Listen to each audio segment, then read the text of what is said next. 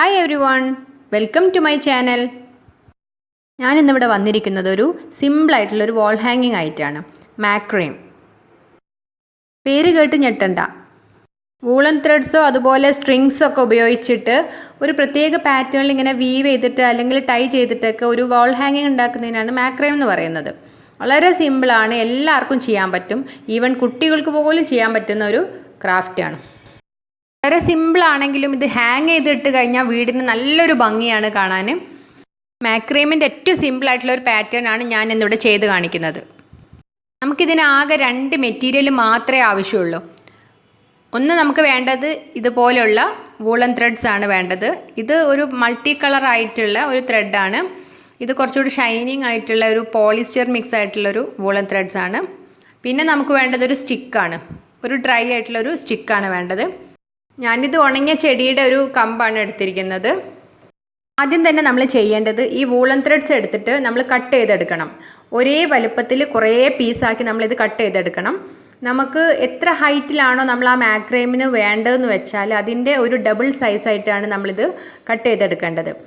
അതായത് ഈ മാക്രേമിൻ്റെ ഹൈറ്റ് നമ്മൾ 1 മീറ്ററാണ് നമുക്ക് വേണ്ടതെന്നുണ്ടെങ്കിൽ നമ്മൾ ഈ സ്ട്രിങ് കട്ട് ചെയ്യേണ്ടത് 2 മീറ്ററായിട്ട് കട്ട് ചെയ്യാം. അങ്ങനെ ആകുമ്പോൾ നമ്മൾ ഇത് ഡബിൾ ആയിട്ടാണ് ഇത് ടൈ ചെയ്യുന്നത്. ആ ടൈ ചെയ്യുന്ന സമയത്ത് നമുക്ക് കറക്റ്റായിട്ട് 1 മീറ്ററിൽ കിട്ടും.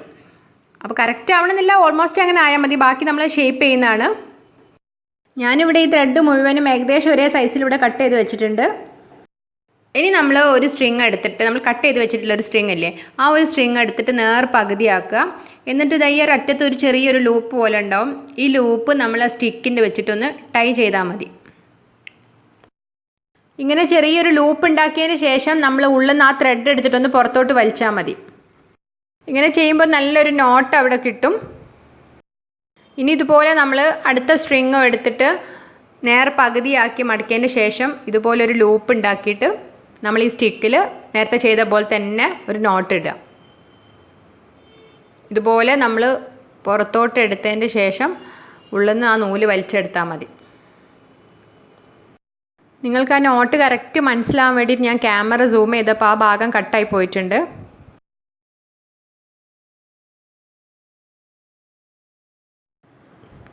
ഞാനിവിടെ കുറച്ചും കൂടെ ഇവിടെ ചെയ്തെടുത്തിട്ടുണ്ട്. നമ്മൾ നേരത്തെ ചെയ്ത പോലെ തന്നെ ഒരു സ്ട്രിങ് എടുക്കുക. അത് നേർ പകുതിയാക്കി മടക്കിയതിന് ശേഷം ആ ഒരു സൈഡിലുള്ളത് ഒരു ലൂപ്പ് പോലെ ഉണ്ടാവുമല്ലോ, ആ സൈഡ് എടുത്തിട്ട് ഇതുപോലെ ഈ സ്റ്റിക്കിൻ്റെ ഇവിടെ വെച്ചിട്ട് ഇങ്ങനെ പുറത്തോട്ട് എടുത്തതിന് ശേഷം ആ ഉള്ളിൽ നിന്ന് ആ ഒരു സ്ട്രിങ് എടുത്തിട്ട് പുറത്തോട്ട് വലിക്കാം. അപ്പോൾ കറക്റ്റായിട്ടൊരു നോട്ട് അവിടെ കിട്ടും. മാക്രേമിൻ്റെ ഏറ്റവും സിമ്പിളായിട്ടുള്ളൊരു പാറ്റേൺ ആണ്. ഇങ്ങനത്തെ ഒരുപാട് ടൈപ്പ് നോട്ട്സ് ഉണ്ട്. നോട്ടിൻ്റെ ആ ഒരു ടൈപ്പിനനുസരിച്ചാണ് ആ പാറ്റേൺ ഒരു ഡിഫറെൻ്റ് ഒരു ഭംഗി കൊടുക്കുന്നത്.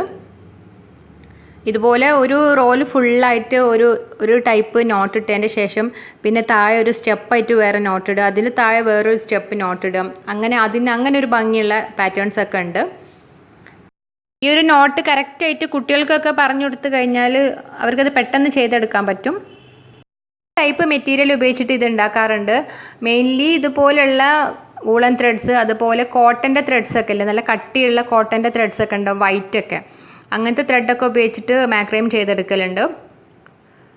സാധാരണയായിട്ട് ഇത് ഫോറിനേഴ്സൊക്കെയാണ് ഇത് ടൈ ചെയ്തിട്ട്, മെയിനായിട്ട് പുറത്തുള്ള കൺട്രീസിലൊക്കെയാണ് ഈ മാക്രേം യൂസ് ചെയ്യുന്നത്.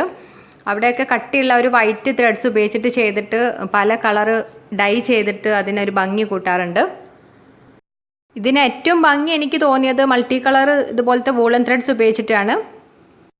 ഞാനിത് ക്രാഫ്റ്റിൻ്റെ ഷോപ്പിൽ വേറൊരു സാധനം വാങ്ങിക്കാൻ പോയപ്പോൾ ഇത് കണ്ടപ്പോൾ ഞാനത് വാങ്ങിച്ചതാണ്. ഞാൻ വേറൊരു കളറിലും കൂടെ ചെയ്യാമെന്ന് വിചാരിച്ചിട്ട് വാങ്ങിക്കാൻ ചെന്നപ്പോൾ എനിക്കത് കിട്ടിയില്ല, കഴിഞ്ഞു പോയിട്ടുണ്ടായിരുന്നു. അപ്പം നിങ്ങൾക്ക് ഇങ്ങനെ മൾട്ടി കളറായിട്ട് കിട്ടിയിട്ടില്ലെങ്കിലും സാധാരണത്തെ വൂളൻ ത്രെഡ്സ് ഉപയോഗിച്ചിട്ട് ചെയ്തെടുത്താൽ മതി. പല കളേഴ്സ് ഉപയോഗിച്ചിട്ട് മിക്സ് ആൻഡ് മാച്ച് ആയിട്ട് ചെയ്തെടുത്താലും നല്ല ഭംഗിയുണ്ടാവും. നമുക്ക് സാധാരണ അവൈലബിൾ ആയിട്ട് കിട്ടുന്ന ആ ഒരു വൂളൻ ത്രെഡിനേക്കാളും കുറച്ചും കൂടി ഒരു റേറ്റ് കൂടുതലായിരുന്നു ഇത്. കാരണം നല്ലൊരു ഷൈനിങ് ഉള്ള നല്ല ഒരു സോഫ്റ്റ് ആയിട്ടുള്ളൊരു ത്രെഡാണിത്.